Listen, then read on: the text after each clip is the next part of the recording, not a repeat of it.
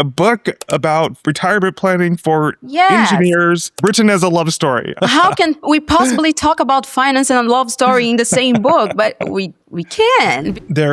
Most of the books that we write are what I would call regular nonfiction books. There's another category of books that I call business parables. And so, common ones that someone listening to this might recognize is The E-Myth by Michael Gerber stands out. Another one is The Go-Giver. These are different books that are completely fictionalized, told as stories. And that's something that we've started doing in the past couple of years as an option for clients. And I know that you've been involved in, I think, 3, including Yes. one that I've been working on for myself. And so from your point of view, tell us about your experience working on business parables in contrast to regular nonfiction books. Oh, business parables are very fun to write because we can allow ourselves to be creative. And sometimes they're very useful as well for those authors who feel insecure about sharing client stories, because Right. sometimes they may feel like, oh, they are going to know we're talking about them. I don't want them to feel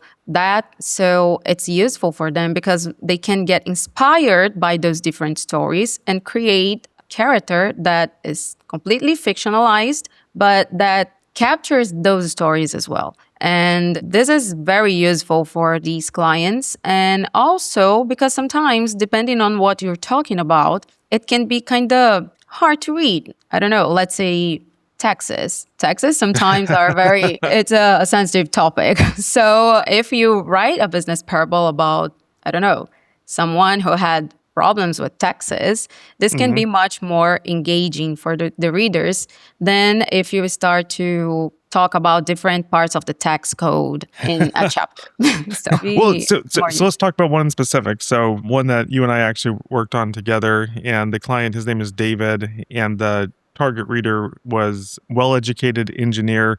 In this one, the character worked at Boeing. And what I found interesting about David and his idea for it is that he wanted to make sure that the story connected just as well with the husband and the wife. But it was interesting because, from what we learned from David is that, I'm sure the case for many people, they're both decision makers in this process, right? And so what you want to avoid is talking to one person and then, the book not leading to a new client because you've left out the other person. Yes. And I'll just recollect a little bit on this. I mean, it was fun because, David's, super smart guy, lots and lots of ideas in terms of it, works already with many engineers. His location is near Boeing, so it was a very natural fit. And we got into all kinds of characters and situations from, the engineer discovering David's firm as a fictionalized company inside the story and the character's parents. And so we covered all kinds of life stages, the dynamic between the husband and wife. And so it wasn't just,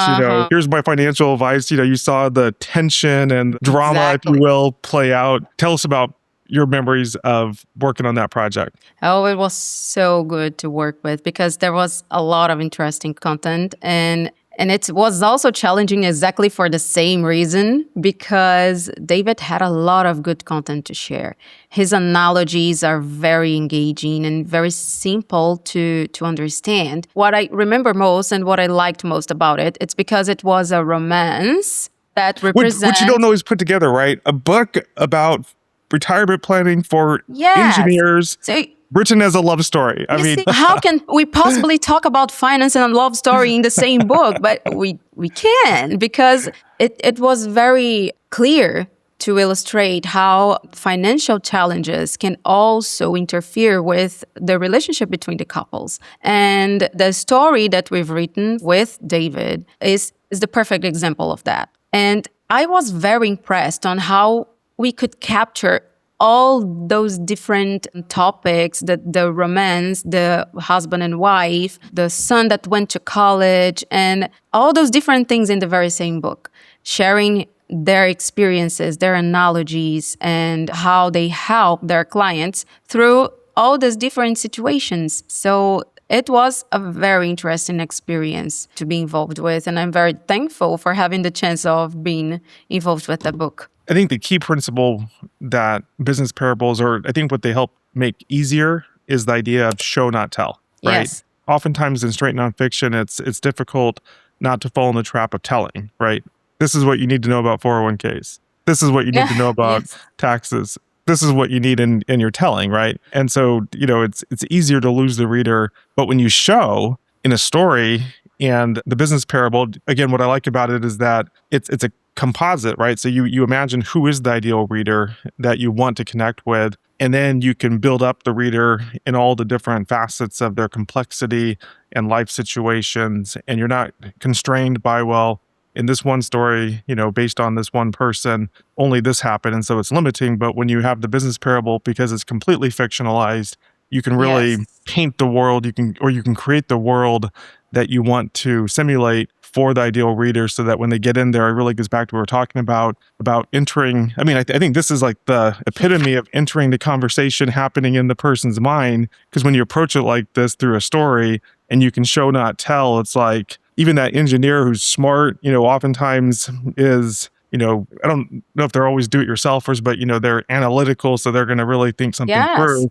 But when you can show them and hold a mirror to them about the patterns that they're going through, they're like, and they Yes. see themselves in these patterns. It's just a real powerful way to connect with your ideal readers. I just spoke to David a few days ago. He was giving me feedback on a book that I'm working on, and I asked him just, what's been the reaction to his book, and he was so happy. I mean, he's been sharing it with some, I think he said peers, and actually swapping some books that they were working on, and everyone was so impressed with the Yes. quality of the writing and how he tackled it, and he couldn't be prouder of the book. It's something different because we already have a lot of non-fictional books about finance, and it's not a problem at all to have one if this is your style. But it all depends on your style as a writer, of course, because if you are more narrative driven and you want to write something that is more towards a story, maybe it fits better for you. But if you want something different, something that stands out, I'm pretty sure that our business parable is going to be the thing, because it's not very common. And especially like in David's case, for example, as I said, we've written a love story with finance, with different situations that we were able to connect. So it was such an interesting book to write.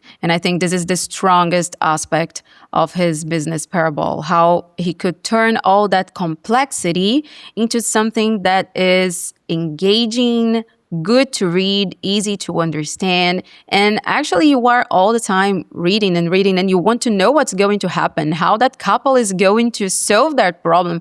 Are they going to be together? Are they going to argue again? What's going on with this couple and this family? So you're eager to get to the end of the book because you want to know how they solve that. So that's the best part.